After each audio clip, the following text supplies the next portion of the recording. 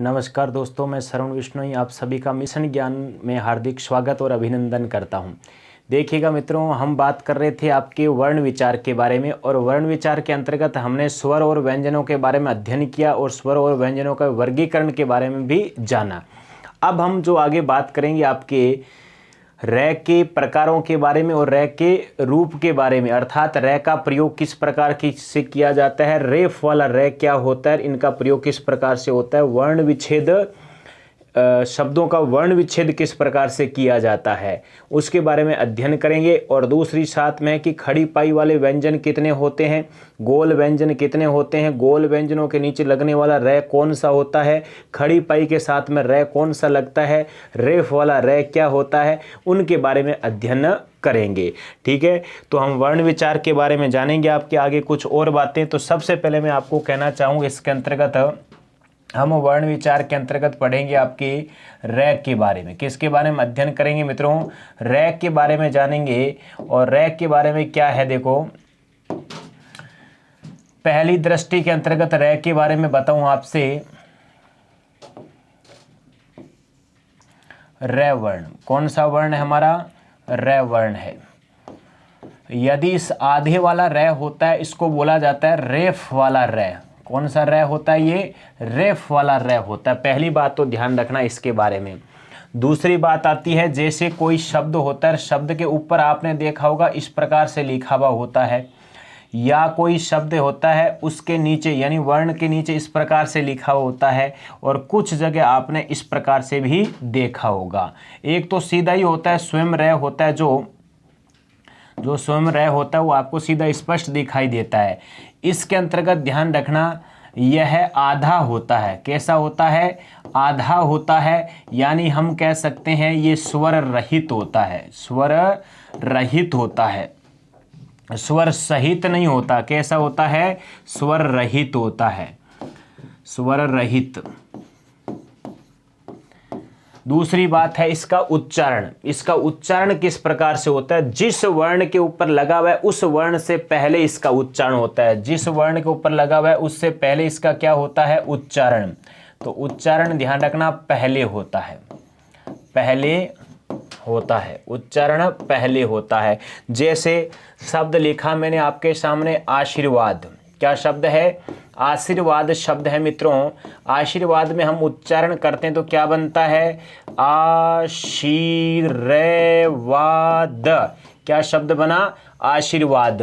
तो जिस वर्ण के ऊपर लगा हुआ है उस वर्ण से पहले इसका उच्चारण होता है। किसका, ऊपर लगने वाले रै का उच्चारण होता है। देखो वै के ऊपर लगा हुआ है और वै से पहले उच्चारण हो रहा है कि नहीं हो रहा है, हो रहा है। अब बात आती कि ये ऊपर कैसे चला गया। यदि शब्द के मध्य आधा रै होता है, यदि शब्दों के मध्य आधा रै होता है तो पीछे वाले वर्ण के ऊपर लगता है। ये आधा रै क्या कहता है कि पीछे देख, पीछे देख, पीछे वाले वर्ण के ऊपर लगता है। लेकिन पीछे वाला कैसा होना चाहिए, पूरा होना चाहिए, स्वर सहित होना चाहिए, तो उसके ऊपर लगता है। तो देखो इसके अंतर्गत ये रै लिखा हुआ है, रै के बाद में वह पूरा है तो इसके ऊपर लगे। मान लो ये वह पूरा नहीं होता तो उससे पीछे वाले के ऊपर लगता। जैसे देखो शब्द लिखते हैं हम दुर्व्यवहार, तो दुर्व्यवहार, क्या शब्द है, दुर्व्यवहार।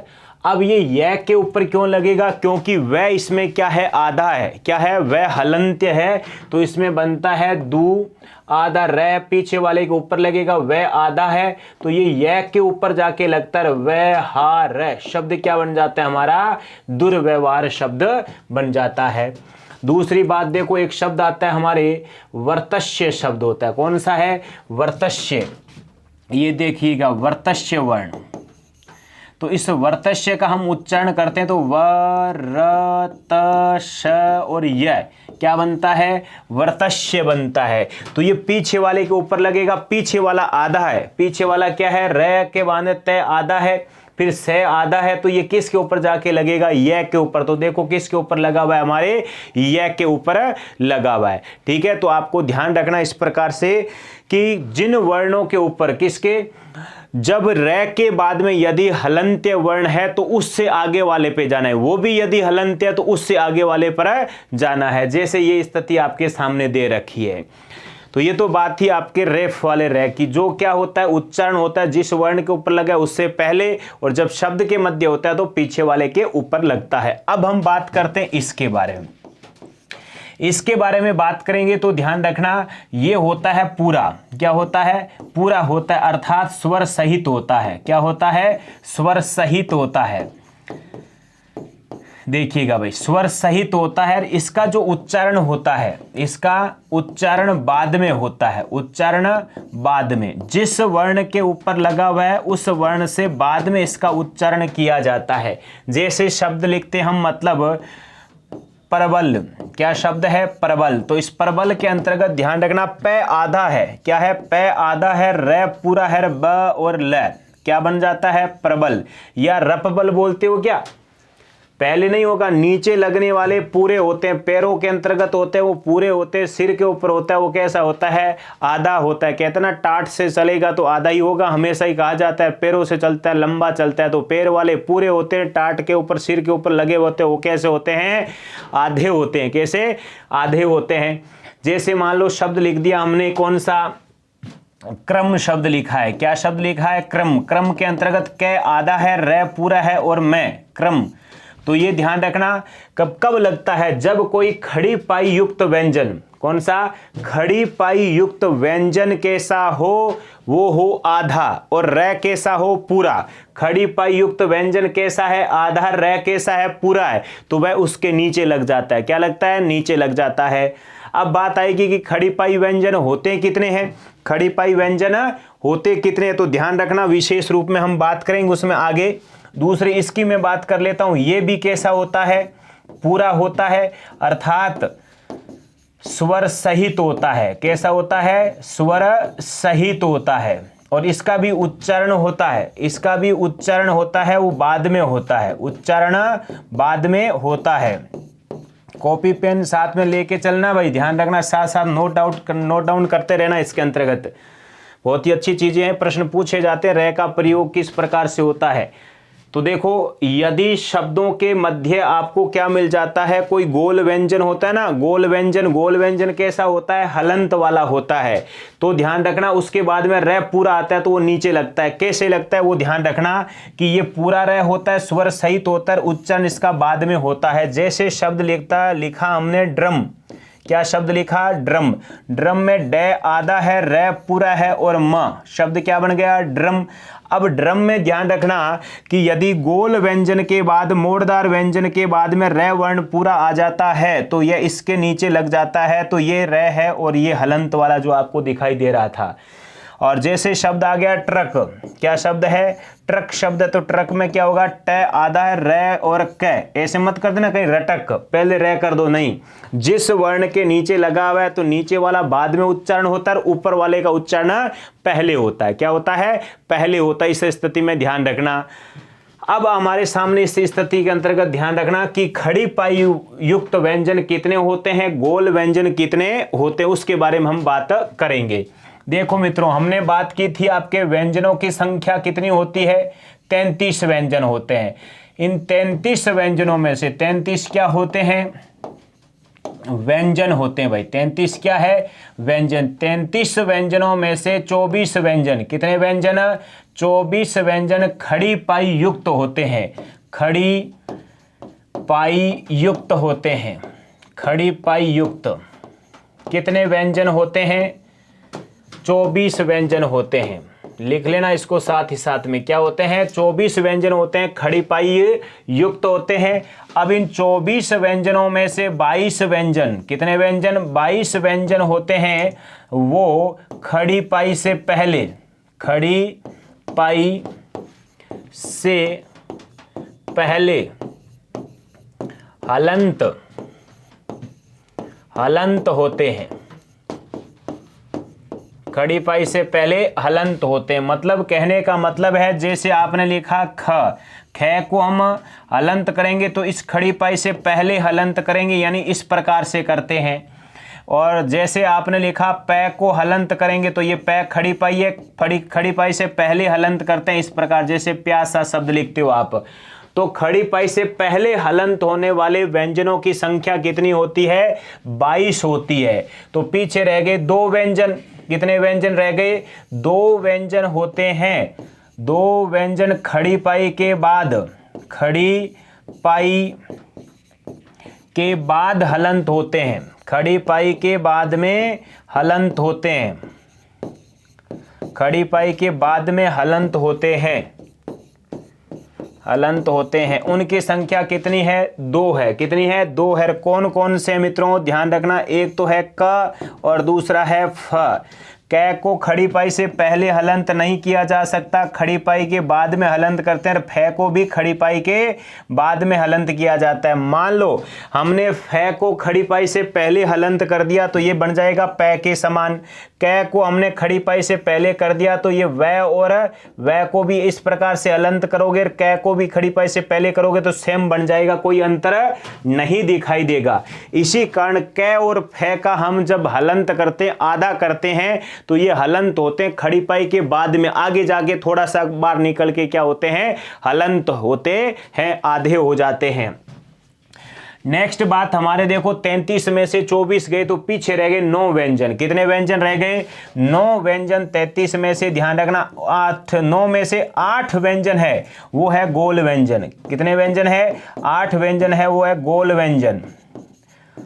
और गोल व्यंजन होते हैं, ध्यान रखना। अब जो हमने बात की खड़ी पाई युक्त व्यंजन, खड़ी पाई युक्त व्यंजन कितने होते हैं? 22 होते हैं। कितने होते हैं? 22। तो खड़ी पाई युक्त व्यंजनों के नीचे लगने वाला ये र है। खड़ी पाई युक्त व्यंजनों के नीचे लगने वाला र कौन सा है? ये वाला र है। और गोल व्यंजनों के नीचे लगने वाला र कौन सा है? ये वाला र। तो 8 व्यंजनों के नीचे ये लगेगा। और कितने व्यंजनों के? 24 व्यंजनों के। कितने? 24 व्यंजनों के नीचे लगने वाला र है, वो कौन सा है? ये वाला है। और ये तो पूरे वर्ण के ऊपर लगता है। क्या है? पूरे वर्ण, कैसा भी वर्ण हो, गोल वर्ण हो चाहे कैसा ही हो, पूरे वर्ण के ऊपर लगेगा, वो कौन सा? रेफ वाला र है। कौन सा? रेफ वाला र है। नेक्स्ट बात करो, 8 व्यंजन होते हैं गोल। कौन कौन सा? एक तो हमारे को पता ही है कि कै का 5वां है। कौन सा? कै का 5वां। उसके बाद में 6 वर्ण आ जाता है। फिर पढ़ते हो ट, ठ, ड, ढ, फिर आ जाता है द, और एक आ जाता है वर्ण। कौन सा? है वर्ण। 1 2 3 4 5 6 7 8। ये 8 व्यंजन है, वो क्या है? हमारे गोल व्यंजन है। कौन से व्यंजन है? गोल व्यंजन है। अब हमारे सामने 32 व्यंजन हो गए। देखो कौन कौन से? 33, और 33 में से 24 ये हो गए, 8 ही हो गए, तो कितने हो गए? 32। और एक व्यंजन रहता है, वो होता है हमारा र व्यंजन। कौन सा होता है? र व्यंजन। ये तो ना तो गोल में आता है, न खड़ी पाई के अंतर्गत आता है, इसी कारण ये अलग से आपका। तो ये 33 व्यंजनों में से एक व्यंजन है, वो कौन सा है? हमारा र। 24 व्यंजन है खड़ी पाई वाले, 8 व्यंजन है गोल व्यंजन, और एक कौन सा रह गया? र व्यंजन रह गया। कौन सा? र पूरे वाला हमारे सामने देखने को मिलता है। तो ये तो बात आपकी सामान्य बात होगी, इसका ले लो स्क्रीनशॉट, साथ में पढ़ते रहना भाई, साथ ही साथ में। ठीक है। नेक्स्ट हम इसके अंतर्गत बात करेंगे मित्रों, वो करेंगे आपके किसकी? वर्ण विच्छेद की बात करेंगे। किसकी करेंगे? वर्ण विच्छेद की बात करेंगे कि वर्ण विच्छेद किस प्रकार से होता है। तो ध्यान रखना, वर्ण विच्छेद। वर्ण विच्छेद देखो, एक तो होती है संधि विच्छेद। क्या होता है? संधि विच्छेद होता है। और एक होता है वर्ण विच्छेद। किसे कहते हैं? संधि विच्छेद में तो 2 या 2 से अधिक एक शब्दखंड बनता है, यानी टुकड़े बनते हैं जिनका कोई ना कोई अर्थ होता है। वर्ण विच्छेद में क्या होता है? वर्णों में स्वर क्या छुपे हैं, उनको तोड़ तोड़ के टुकड़े कर करके बाहर निकाला जाता है, उसे क्या कहते हैं? वर्ण विच्छेद कहते हैं। जैसे मान लो शब्द आ गया आपके सामने दुर्व्यवहार। कौन सा शब्द है? दुर्व्यवहार। और ये दुर्व्यवहार शब्द का आपसे कह दे वर्ण विच्छेद करो। क्या करो? वर्ण विच्छेद। तो मैंने इसका क्या किया भाई? द को हलंत किया, द में से स्वर क्या निकला? उ। आगे हमारा र का उच्चारण पहले होता है, ये लीजिएगा र आधा था, कुछ नहीं निकलेगा। फिर आ गया वह भी कैसा है? आधा, कुछ नहीं निकलेगा। फिर आ गया य को हलंत करोगे, स्वर क्या निकलेगा? अ। और फिर आ गया कौन सा? व को हलंत करोगे, स्वर निकलेगा अ। फिर है आ गया, है को हलंत करोगे, स्वर निकलेगा आ। और अंत में कौन सा है? र वर्ण, और र को हलंत करोगे, स्वर क्या निकलेगा? ए वर्ण निकलेगा। ये कहलाता है वर्ण विच्छेद। क्या कहलाता है? वर्ण विच्छेद कहलाता है। वर्ण विच्छेद करने के बाद भी आपको ध्यान में रखना है कि ये शब्द वापस बना कि नहीं बना। शब्द वर्ण विच्छेद सही हुआ कि नहीं हुआ, वापस बना के देखो शब्द। तो व्यंजन के बाद में स्वर आता है तो साथ में जुड़ जाता है, तो द के साथ में ऊ जुड़ा, क्या बन गया? दू। अब रे के बाद में वह है तो रे आधे का आधा ही रहेगा, क्योंकि व्यंजन के बाद में व्यंजन तो आधे का ही आधा। फिर व्यंजन के बाद में व्यंजन आ रहा है तो वह भी कैसा है? आधा। यह के साथ में ए जुड़ता है तो यह क्या हो जाता है? पूरा। फिर वह के साथ में ए जुड़ता है तो वह भी क्या हो जाता है? पूरा। और है के साथ में आ जुड़ता है तो बन जाता है हा, और रे के साथ में ए जुड़ता है तो क्या बन जाता है?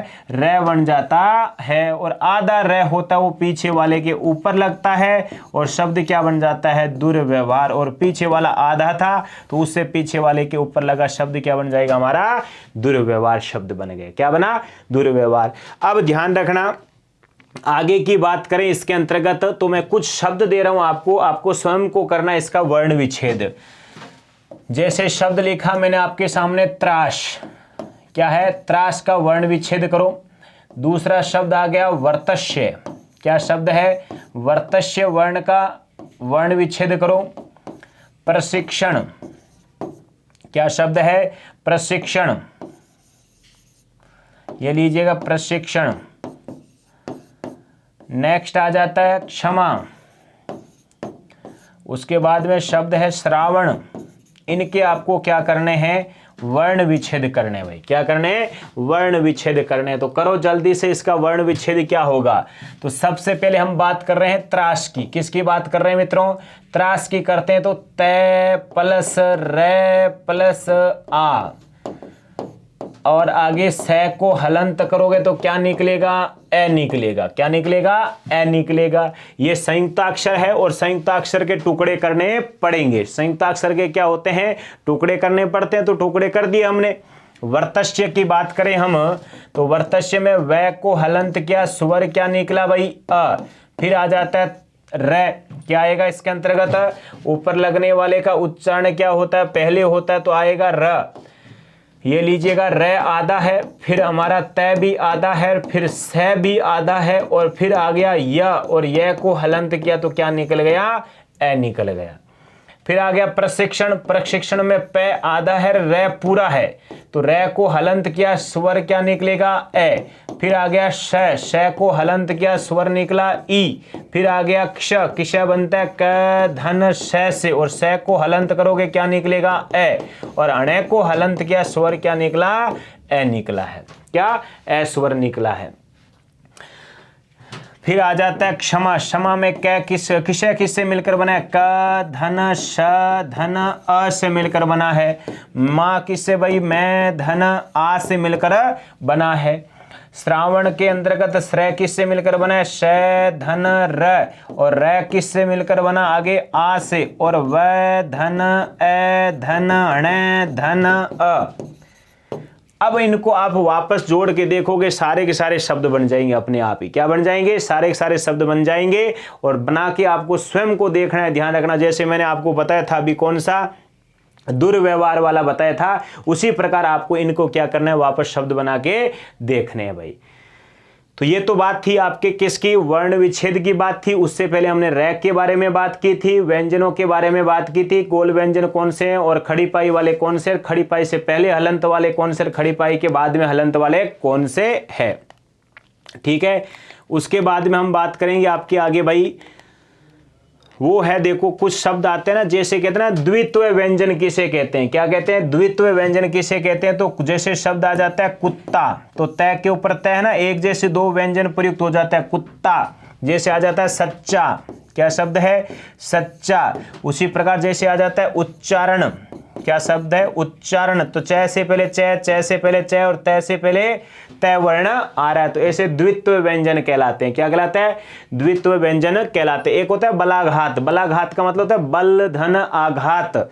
जब हम वर्णों का उच्चारण करते हैं तो उसमें आघात, जोर, धक्का, बल लगता है, गति लगती है, उसे क्या कहते हैं? बलाघात। स्वराघात और व्यंजनाघात का जो प्रकार माना जाता है। ठीक है, तो ये बातें हमने की किसके बारे में भाई, वर्ण विचार के बारे में अध्ययन किया। तो इस अंक में बस इतना ही। नमस्कार, धन्यवाद, राम राम सा, झमाझम।